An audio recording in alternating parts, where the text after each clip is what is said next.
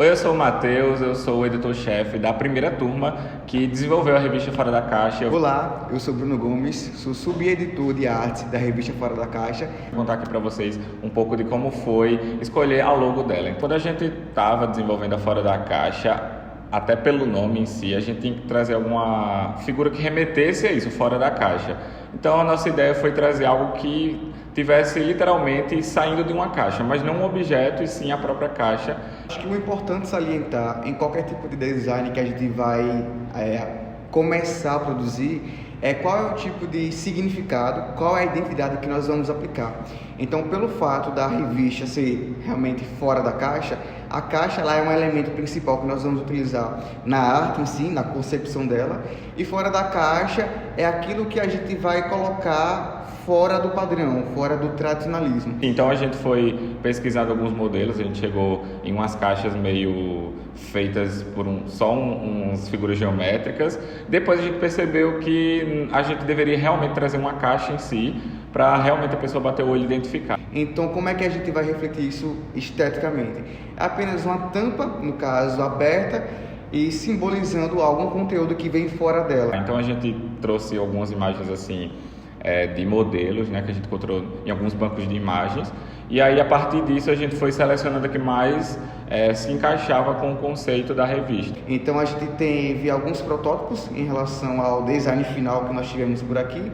Então a gente tem a caixa normalmente e no caso ela meio aberta para poder no caso simbolizar meio que essa identidade visual que a gente consegue traduzir isso esteticamente, mas também na própria missão, nos próprios valores que a revista realmente ela quer produzir e apresentar em todo o conteúdo dela. E aí, a partir disso, foi que a gente conseguiu estruturar melhor a nossa marca em si, tanto que a gente botou variação de cores, a gente usou ela como a logo do nosso Instagram também, né, a foto de perfil. Então, foi uma logo que eu acho que casou muito bem com o conceito da revista. Quando a gente começou a fazer a revista Fora da Caixa, pelo que eu lembro, a gente não tinha, assim, a gente só tinha o nome e a gente tinha a missão, os valores, a gente tinha tudo aquilo que a revista tem que ter antes de realmente ter uma revista. Quando a gente começou a pensar nessa ideia de, vamos fazer uma coisa fora da caixa, quando a gente pegou o nome da revista e colocou na revista, né?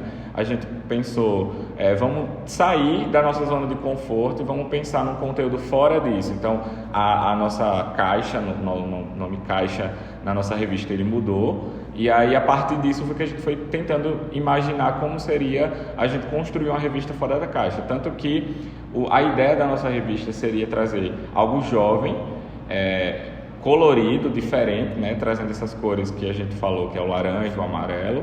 E aí, a partir disso, era que a gente ia focar no nosso projeto. Por exemplo, o que vai chamar a atenção aos olhos do leitor, assim quando ele vira uma página, quando ele chega numa página de conteúdo, são as imagens e os elementos visuais. Então, por exemplo, nós temos as cores amarela, a laranja, o cinza de fundo e a cor da fonte preta. Acho que foi a partir disso, pensar primeiro em algo prévio, né, do que seria, a gente pegava uma revista tradicional e tentar manter os padrões de uma revista tradicional, mas quando a gente entendeu o nome da nossa revista, o objetivo dela, aí a gente foi mudando de acordo com o que ia surgindo as nossas ideias. Partindo do pressuposto que a gente vai trabalhar com o público jovem, então, inevitavelmente, a nossa cor primária teria que ser uma cor mais chamativa. Então, o laranja foi o principal, já que é uma cor extremamente chamativa, mas ele traz essa coisa mais alegre. Ele se destaca, eu acho que ele se destaca melhor na revista do que, por exemplo, um vermelho, que ia ficar uma coisa muito mais quente também. E a gente escolheu outras cores que poderiam complementar ela, como, por exemplo, o amarelo, para fazer alguns elementos gráficos. Justamente nessa ideia de paleta de cores, um pouco mais cinza, um pouco mais amarelo, como destaques, alguns detalhes que a gente queira realmente destacar para chamar um pouco mais de atenção. Bem, então, as primeiras edições da Fora da Caixa tem muito laranja e muito amarelo, justamente por isso, por chamar mais a atenção do leitor por essa parte da cor. Para que todo o painel estético realmente da revista, seja da capa dela, mas principalmente o nosso conteúdo em si, dos títulos, dos bigodes, que são subtítulos, e também do próprio texto da reportagem, fique realmente mais padronizado, mas uma padronização que ela não fique saturada aos olhos do leitor, para que realmente fique diversificado com alguns elementos chamativos e assim realmente ele possa se perpetuar na leitura sem que canse os olhos. A gente tentou aproveitar ao máximo essa parte de explorar a nossa criatividade, tanto que a gente tentou pesquisar muitas imagens para compor a revista, a gente tentou fazer elementos diferentes, a gente tentou sair do tradicional da revista. Foi bastante desafiador, porque no sentido de você pegar muito conteúdo, muita reportagem e tentar traduzir isso de forma harmônica na identidade visual dela, é um pouco desafiador, um pouco mais difícil. Houve muitos bloqueios criativos no processo de produção mesmo, mas é natural, acontece. E foi muito satisfatório no final das contas. Valeu muito a pena de colocar tudo isso, realmente traduzir todo aquele repertório que eu consegui construir através dos meus hobbies e trabalho de faculdade também anteriores, mas transformar isso num projeto grande, que é a revista, em 3 edições, foi totalmente satisfatório. O nosso foi, a nossa foi as primeiras, né, as 3 primeiras.